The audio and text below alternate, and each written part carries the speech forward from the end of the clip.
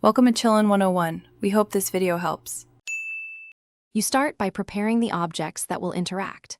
Add or convert a collider to a trigger on the object meant to detect overlaps, then attach a script right away. Make sure at least one of the pair has a rigid body. Set it to kinematic if you want stable positioning. Once done, name or tag objects clearly so you can filter events in code.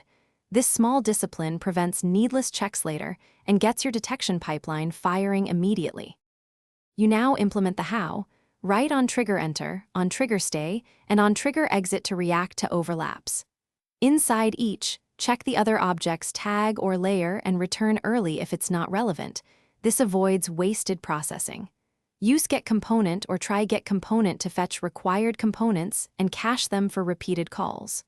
Also, use layer mask filtering or the physics collision matrix when you have many interacting. You finish by validating behavior under realistic conditions.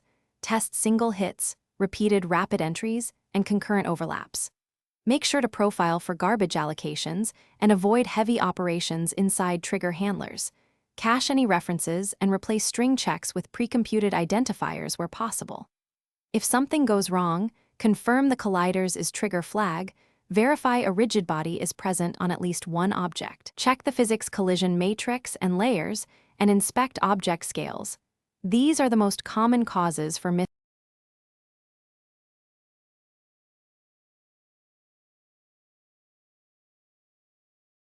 Thanks for watching.